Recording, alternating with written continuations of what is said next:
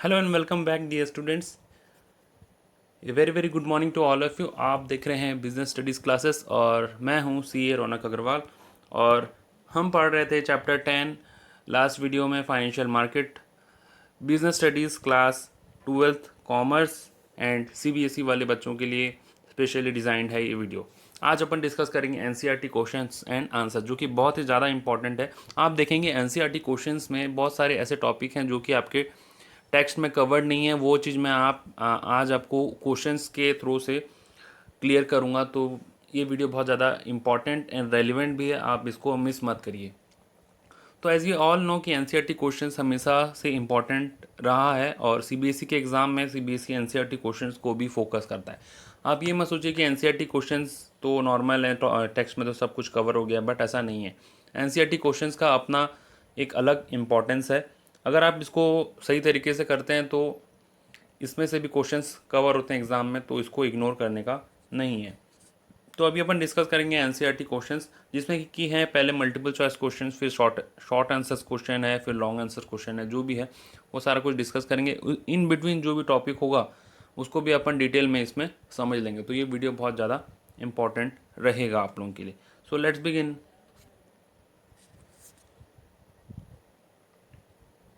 First is your multiple choice question. जैसा कि अपन देखते ही हैं कि प्राइमरी एंड सेकेंडरी मार्केट के बारे में अपने को यहाँ पे कमेंट करना है। प्राइमरी एंड सेकेंडरी मार्केट में से ऑप्शन चूज़ करना है, मल्टीपल चॉइस है। compete विद ईच अदर, क्या वो एक दूसरे के साथ कंपटीशन लगाते हैं? नहीं। फंक्शंस इंडिपेंडेंटली, क्या वो इंडिपेंडेंटली काम करते हैं? नहीं। बी पॉइंट है आपका, बी ऑप्शन है complement with each other. Complement with each other मतलब एक दूसरे का साथ देते हैं, दोनों एक दूसरे के साथ साथ चलते हैं। तो ये ऑप्शन बनेगा आपका राइट ऑप्शन। और डी है कंट्रोल ईच अदर, जो कि ऐसा भी नहीं है। प्राइमरी मार्केट और सेकेंडरी मार्केट अलग अलग है कि कंट्रोल ईच अदर एक दूसरे को कंट्रोल करते हैं, ऐसा नहीं है ना। प्राइमरी मार्केट में क्या होता है, जो सिक्योरिटी हम फर्स्ट टाइम इशू करते हैं वो प्राइमरी मार्केट में आता है। जब कंपनी का सिक्योरिटी फर्स्ट टाइम इशू होता है तो वो प्राइमरी मार्केट में आता है, और वही सिक्योरिटी जब दोबारा सेल होता है वो सेकेंडरी मार्केट में आता है। सही कह रहा हूँ ना? मैं गलत भी बोल सकता हूँ। हाँ जी, मैं बिल्कुल सही कह रहा हूँ। अब देखो सेकंड क्वेश्चन जो है आपका, total number of stock exchange in India. देखो ये चीज़ मैं आपको टेक्स्ट के वक्त नहीं बताया था, चैप्टर के वक्त। तो total number of stock exchange in India इसमें पूछा है। पहला है ऑप्शन 20, बी में है 21, सी है 22 एंड डी इज़ 23। तो total number of stock exchange India में कितने हैं? Right answer is 22। आगे बढ़ते हैं नेक्स्ट क्वेश्चन में। नेक्स्ट जो मल्टीपल चॉइस क्वेश्चन आपका बन रहा है वो है settlement cycle in NSC is. अब आप बोलेंगे सेटलमेंट साइकिल क्या होता है, मैं बताता हूँ। कुछ टॉपिक मैं जैसे कि बोला था कि कुछ टॉपिक ऐसे हैं जो कि मैं एनसीईआरटी क्वेश्चन के साथ ही डिस्कस करूँगा। पहला है, देखो ये settlement cycle in NSC is, settlement cycle in NSC is option है T+5, T+3, T+2, T+1। इसका आंसर होगा T+2। लेकिन आपके दिमाग में यही चल रहा होगा कि ये T+2 होता क्या है, ये सेटलमेंट साइकिल क्या होता है। सिंपल सा चीज़ है कि सेटलमेंट साइकिल मतलब जैसे कि आज आपने शेयर खरीदा, सपोज, एक मिनट, यस। तो जैसा कि सपोज मान लीजिए आपने मंडे को शेयर खरीदा,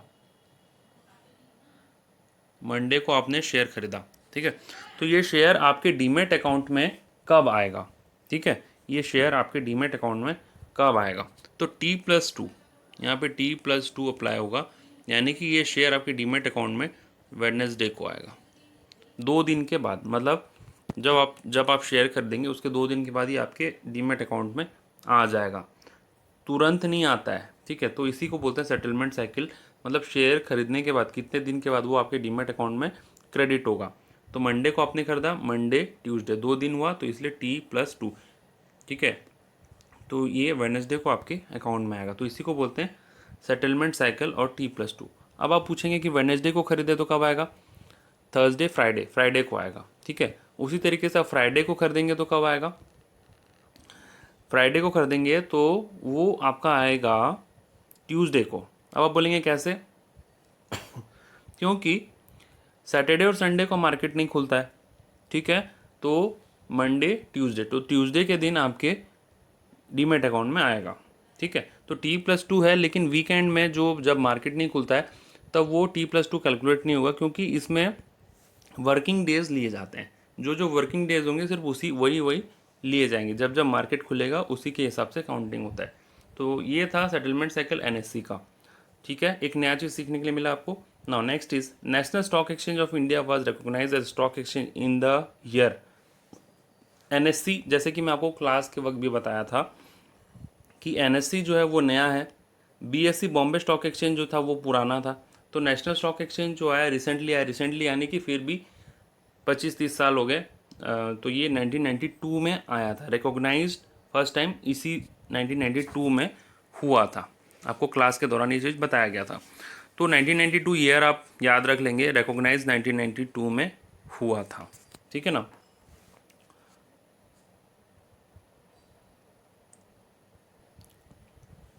उसने काम करना चालू किया था 1994 में, बट क्वेश्चन जैसे बोल रहा है कि national stock exchange of India was recognize as a stock exchange, तो स्टॉक एक्सचेंज की जैसे कब रिकॉग्नाइज हुआ था? 1992 में।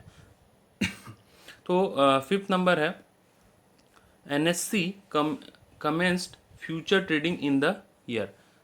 मतलब देखो, ये future is just like your share होता है, शेयर के जैसा होता है। तो इसमें पूछ रहा है कि वो फ्यूचर ट्रेडिंग कब से शुरू हुआ था, तो वो 2000 से शुरू हुआ था। और देखो ये सारे NCERT क्वेश्चन है, आप इनको इग्नोर नहीं कर सकते।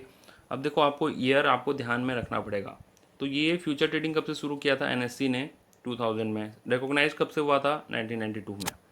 6 नंबर क्वेश्चन है clearing and settlement operation of NSE is carried out by clearing and settlement operation. मतलब ये है कि clearing settlement operation of NSE है ये, हाँ सी नहीं है, ये NSE है, नेशनल स्टॉक एक्सचेंज। मतलब नेशनल स्टॉक एक्सचेंज का क्लियरिंग वाला काम, मतलब शेयर खरीदना बिकवाने का काम कौन करता है? तो एक बॉडी का नाम है, देखो NSDL ये तो है नहीं, SBI ये तो बैंक है, CDSL ये भी नहीं है, बल्कि NSDL और CDSL तो डिपॉजिटरीज हैं, मैं तुमको बताया था। बचा कौन सा? NSCCL, ठीक है, ये है आपका राइट आंसर। इसका फुल फॉर्म क्या है? National securities clearing corporation limited, ठीक है। एक बार फिर से बोल रहा हूँ, national securities clearing corporation limited. और ये काम क्या करता है? ये काम करता है क्लियरिंग वगैरह का काम जो रहता है नेशनल स्टॉक एक्सचेंज का, वो करता है क्लियरिंग का काम, यानी कि शेयर वगैरह जो भी खरीदी बिक्री होता है, जो इन्वेस्टर इन्वेस्ट करते हैं, जो ब्रोकर के थ्रू जो भी ट्रेडिंग वगैरह होता है, ये सारा उसका काम को कौन करके देता है? NSCCL, ठीक है। Now 7 question OTCEI was started in the lines of. देखो OTCEI के बारे में अपन क्लास में पढ़े थे, over the counter exchange of India. Over the counter exchange होता है, ये एक ऐसे कोई एक्सचेंज नहीं होता है, पर इसको एक्सचेंज की तरह यूज़ करते हैं, है ना।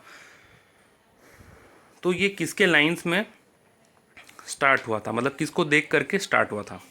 इसका आंसर है नैस्डैक, ठीक है। नैसैक ये कुछ नहीं होता है, NYSE ये भी कुछ नहीं होता है, NSE नेशनल स्टॉक एक्सचेंज होता है। नैस्डैक ये जैसा यहाँ पे इंडिया में बॉम्बे स्टॉक एक्सचेंज और नेशनल स्टॉक एक्सचेंज होता है, वैसे ही US में नैस्डैक होता है, ठीक है। तो NASDAQ is a NASDAQ is a stock exchange of USA, ठीक है। तो उसी को देख करके over the counter exchange of India को स्टार्ट किया गया था, ठीक है। अब देखो next 8 question is to be listed on NSCI the minimum capital requirement for a company. देखो इसमें बोल रहा है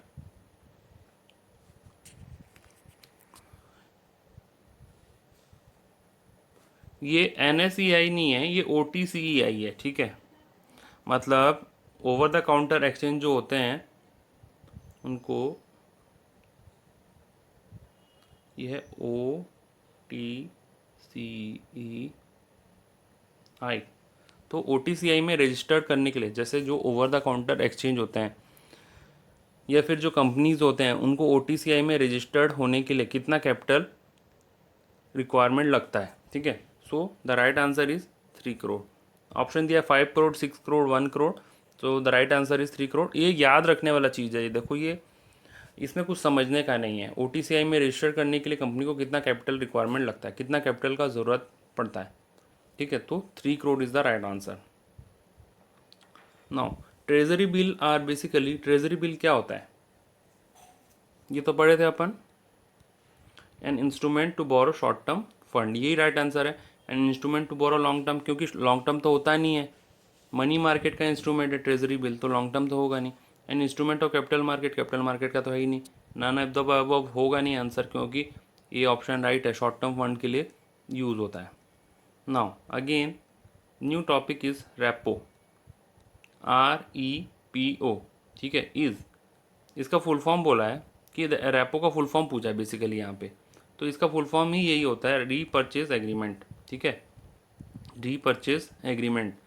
अब क्या होता है ये मैं बताऊंगा, अभी वेट कर लीजिए, पहले क्वेश्चन डिस्कस कर लेता हूँ। C होता है रीड एंड प्रोसेस, जो कि रॉन्ग है। B होता है रिलायंस पेट्रोलियम, ये तो होगा ही नहीं। D होगा नॉन ऑफ द अबव, ये भी नहीं होगा, क्योंकि repurchase agreement is the right answer. Now what happens in repo, ये चीज़ मैं अभी आपको बता देता हूँ।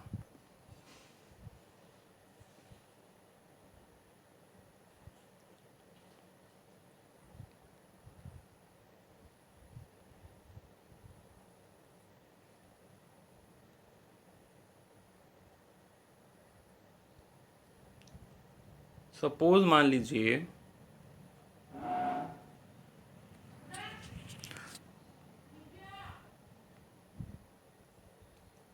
सपोज मान लीजिए जो स्टेट बैंक है ये आप जानते ही हैं, और ये है RBI, ठीक है, रिजर्व बैंक ऑफ इंडिया, बैंकों के पापा, ठीक है।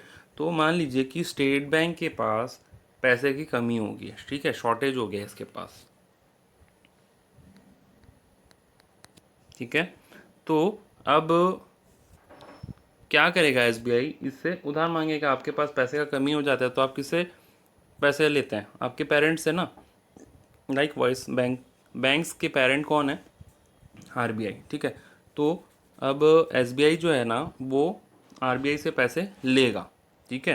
तो RBI से जब वो पैसे लेगा तो RBI उसको कुछ इंटरेस्ट चार्ज करेगा, ठीक है, इंटरेस्ट चार्ज करेगा और पैसे देगा, ठीक है। तो जो इंटरेस्ट रेट चार्ज करेगा उसको बोलते हैं रेपो रेट, ठीक है। ये इंटरेस्ट रेट जो चार्ज किया उसको बोलेंगे रेपो रेट, ठीक है। जैसे कि मान लीजिए यहाँ पे इंटरेस्ट चार्ज किया RBI ने 6%, ठीक है, मतलब पैसे दिया। सपोज मान लीजिए शॉर्ट टर्म के लिए होता है ये, शॉर्ट टर्म SBI में रिक्वायरमेंट है पैसों का, तो RBI ने पैसे दिए किसको, SBI को। सपोज 20 करोड़ रुपीज़ दिए। अब 20 करोड़ रुपीज़ ऐसे तो नहीं देगा ना, उसके लिए RBI इंटरेस्ट चार्ज करेगा, किससे, SBI से। सपोज 6% का इंटरेस्ट चार्ज किया, तो इसी को बोलते हैं रेपो रेट, ठीक है। अब बैंक को ज़रूरत है पैसों की, अब बैंक क्या करेगा, बैंक को ज़रूरत क्यों रहती है, मतलब वो इन्वेस्टर्स को देता है ना पैसा, लोन में देता है, और मान लीजिए कोई इन्वेस्ट नहीं कर रहा है तो वो बैंक के पास कमी हो जाता है पैसों का। अब यही इंटरेस्ट रेट, अब जब बैंक लोन देता है, जब बैंक लोन देता है कस्टमर्स को, तो वो भी इंटरेस्ट चार्ज करता है, तो कहीं ना कहीं रेपो रेट से तो ज़्यादा ही चार्ज करेगा बैंक, क्योंकि जो RBI उसको चार्ज कर रहा है उससे ज़्यादा रेट में चार्ज करेगा ना। तो रेपो रेट जो रहता है उसका, जो रेपो रेट रहता है उसका फ़र्क आपको यहाँ पे देखने के लिए भी मिलेगा, यानी कि जो रेपो रेट रहता है ना, उसी के हिसाब से ये लोन का रेट डिपेंडेंट रहता है, ठीक है ना। तो सिंपल आपको यही सोचना है कि अगर SBI के पास पैसे का कमी हो गया तो वो RBI से लेगा, तो RBI उसको फोकट में पैसे थोड़ी ना देगा, उसके लिए वो इंटरेस्ट चार्ज करेगा। जिस रेट से चार्ज करेगा उसको बोलते हैं रेपो रेट। ठीक है, क्लियर है। अब रेपो का ठीक उल्टा होता है रिवर्स रेपो। रेपो का उल्टा होता है रिवर्स रेपो।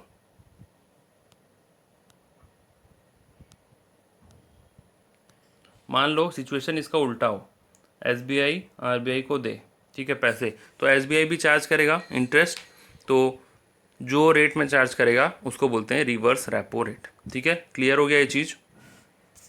आई होप आपको ये चीज़ क्लियर हो गया होगा। ये चीज़ टैक्स में डिस्कस नहीं हुआ था।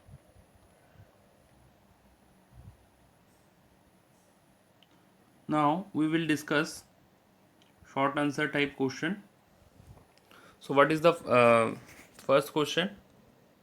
What are the functions of financial market? First one is this. So functions of financial market पूछा है। फाइनेंशियल मार्केट का फंक्शंस क्या है? याद कीजिए, अपन पढ़े थे एफसी पुल, ठीक है, जिसमें क्या था, mobilization of sorry functions of financial market में अपन पढ़े थे CMPL,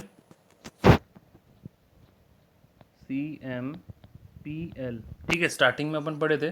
C फॉर क्या है, कॉस्ट रिडक्शन, याद आ रहा है, ठीक है। M for mobilization of saving and investment,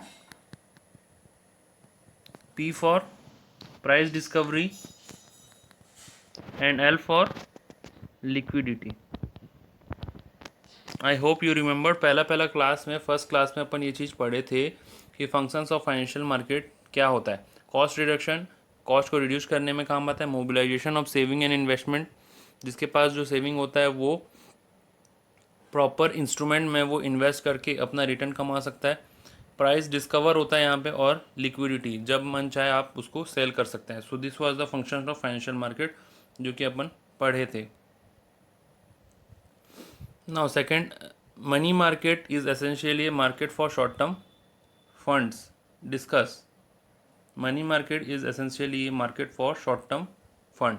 देखो, इसमें बोला है कि मनी मार्केट जो होता है वो मार्केट होता है शॉर्ट टर्म फंड्स के लिए। सही बात है बिल्कुल, क्योंकि मनी मार्केट तो शॉर्ट टर्म के लिए होता है, ये तो अपन जानते ही हैं। और मनी मार्केट में जो लिक्विडिटी रहता है वो हाई रहता है, जब मन चाहे आप पैसा ले सकते हैं। और विद इन 1 ईयर इसमें मैच्योरिटी का टाइम रहता है। 1 साल के अंदर अंदर आपका जो भी इंस्ट्रूमेंट है आप उससे पैसा निकाल सकते हैं। और common instrument of money market क्या क्या थे? कॉल मनी, याद आ रहा है? Call money, treasury bill, commercial paper, certificate of deposit. तो वही आप यहाँ पे लिखेंगे, money market is essentially market for short term fund, क्योंकि इसमें लिक्विडिटी ज़्यादा रहता है। मैक्सिमम 1 ईयर इसका टाइम फ्रेम रहता है, उसके अंदर ये मैच्योर हो जाता है जो भी इंस्ट्रूमेंट होता है ना। और इसमें इंस्ट्रूमेंट के नाम भी आप ज़रूर लिखेंगे। उसके बाद बोला गया question, what is treasury bill? Treasury bill मतलब कौन सा, क्या होता है? आपको बताया था ट्रेजरी बिल मतलब क्या होता है, जो कि इशूड करता है कौन? आरबीआई ने। आरबीआई इशू करता है ऑन बिहाफ ऑफ गवर्नमेंट, ठीक है ना। और किसको इशू किया जाता है? जनरल पब्लिक को। और इसका मेन फीचर क्या है कि इशू होता है डिस्काउंट में और रिडीम होता है पार में, ठीक है। ट्रेजरी बिल, इसको जीरो कूपन बॉन्ड भी बोलते हैं, ZCB, ठीक है। और ये इशू होता है डिस्काउंट में और रिडीम होता है पार वैल्यू में, ठीक है। जैसे मान लो इशू हुआ था, एक्चुअली में उसका प्राइस है 1000 का, ये इसका पार वैल्यू है, और ये डिस्काउंट में इशू है, यानी कि ये इशू होगा 700 रुपीज़ में। सो इसका यही फीचर है, ये इशू होता है डिस्काउंट में और रिडीम होता है पार में। समझ में आया? नाउ नेक्स्ट क्वेश्चन इज, ये जो क्वेश्चन है ना, ये आपका एनसीईआरटी में तो नहीं दिया है, पर what is repo and reverse repo अभी मैं आपको बताया, ये एनसीईआरटी का क्वेश्चन नहीं है, बट आप नॉलेज के लिए आप इसको ध्यान में रखेंगे। बाई चांस इनडायरेक्टली क्वेश्चन अगर पूछ दे तो आप इसमें लिख सकते हैं। अभी बताया था ना आपको, repo and reverse repo, RBI से एसबीआई पैसा लेगा तो वो जो रेट चार्ज करेगा आरबीआई उसको बोलते हैं repo rate, and reverse repo उसका उल्टा होता है। Now the next question is, distinguish between capital market and money market. Discuss किए थे अपन, कैपिटल मार्केट और मनी मार्केट में क्या डिफरेंस होता है, कौन सा शॉर्ट टर्म के लिए होता है मनी मार्केट, कौन सा लॉन्ग टर्म के लिए होता है कैपिटल मार्केट, है ना। तो उसका जो डिफरेंस है वो अपन क्लास में डिस्कस किए थे, वो सारा डिफरेंस को आप यहाँ पे लिखेंगे। और ये बहुत ही ज़्यादा इंपॉर्टेंट क्वेश्चन है, कई बार एग्जाम में रिपीटेडली पूछा गया है, ठीक है। Now the next question is what are the functions of stock exchange. Stock exchange का क्या क्या फंक्शन होता है, बताओ, याद करो। अगर बच्चे क्लास किए हैं तो झट से बोल देंगे कि फंक्शंस ऑफ स्टॉक एक्सचेंज में मैंने एक ट्रिक बताया था आपको, एक कोड बताया था, RCC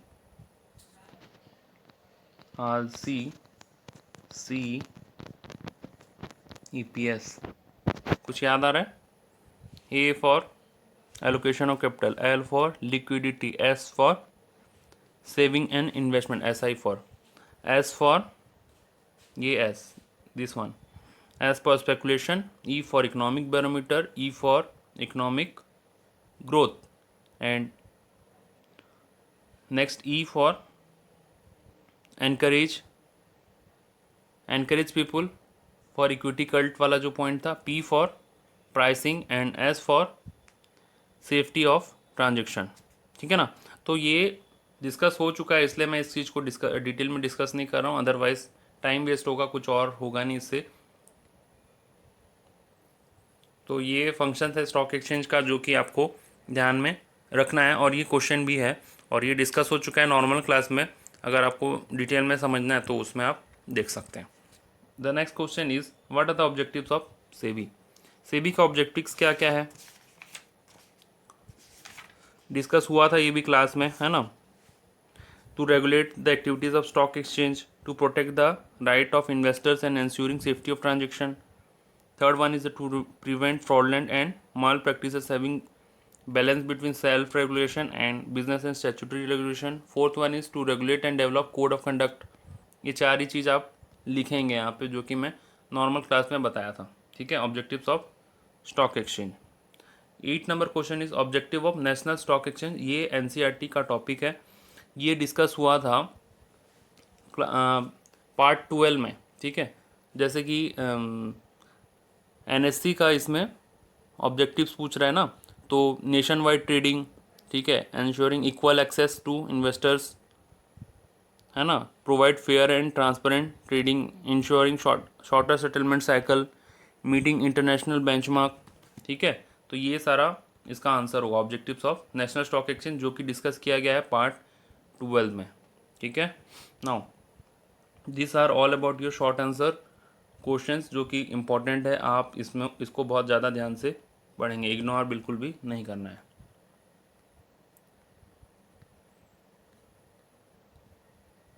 लॉन्ग आंसर क्वेश्चन देख लीजिए अब।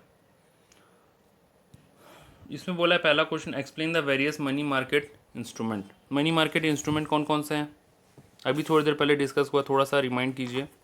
Money market instrument, money market instrument में इंस्ट्रूमेंट ऑफ मनी मार्केट क्या क्या है, कॉल मनी, याद आ रहा है, treasury bill, commercial paper, certificate of deposit, ये सारा कुछ आप यहाँ पे नाम लिखेंगे और उनको एक्सप्लेन भी करेंगे, ठीक है ना।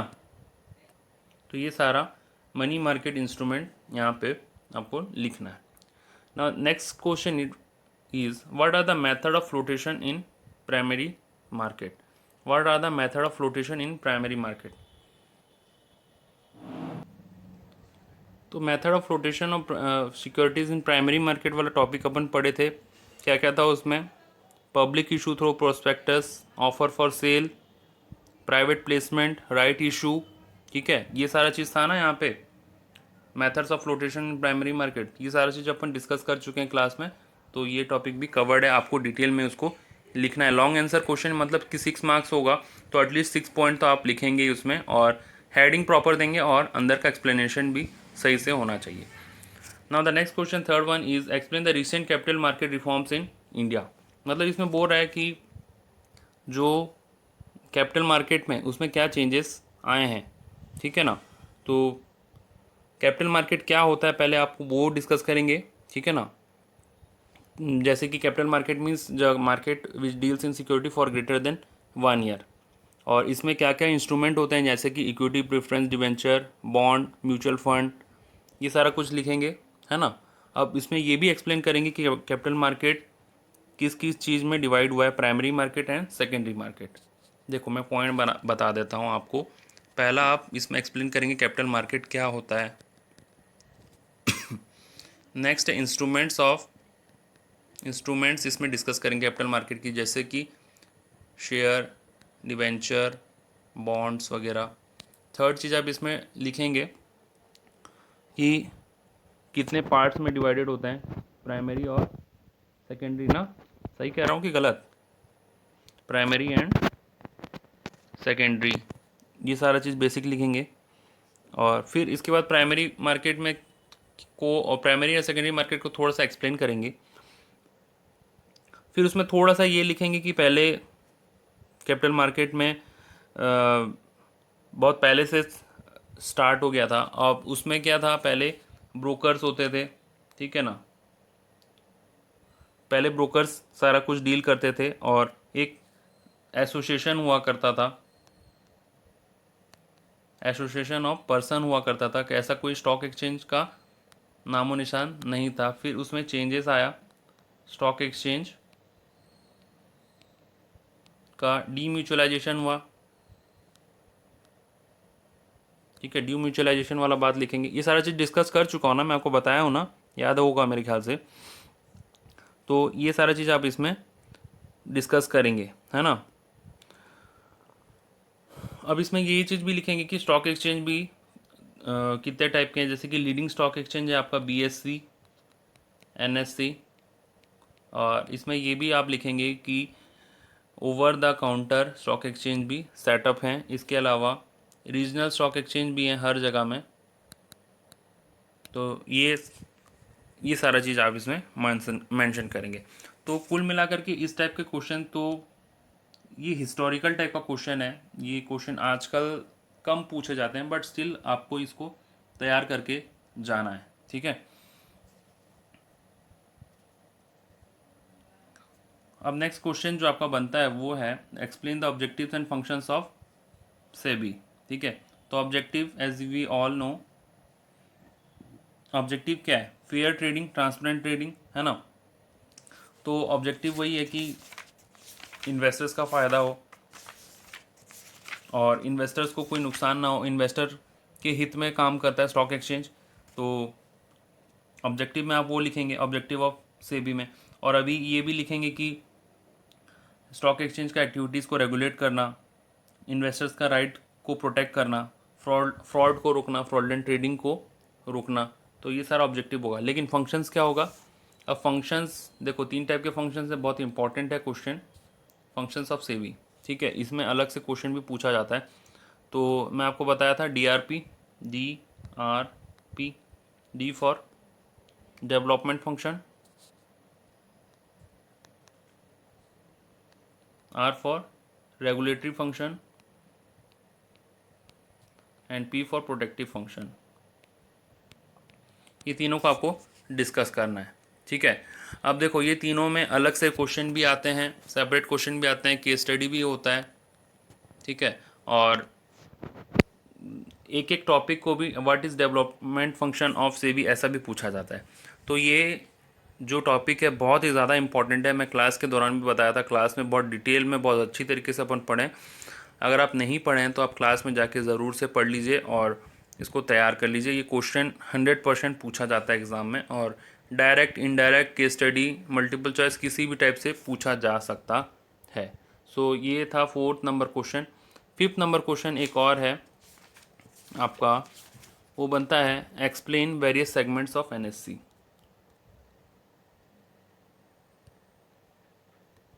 एक 5th नंबर क्वेश्चन बनता है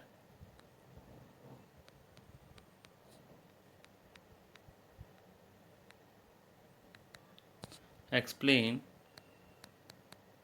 वेरियस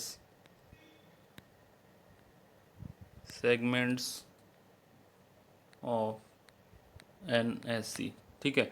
तो इसमें बोला कि NSE यानी कि नेशनल स्टॉक एक्सचेंज का कौन कौन सा सेगमेंट है, ठीक है।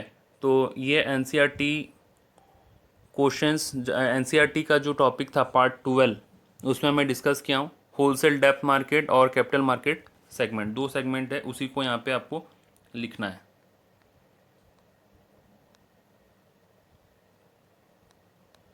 Wholesale depth market and second one is your capital market segment.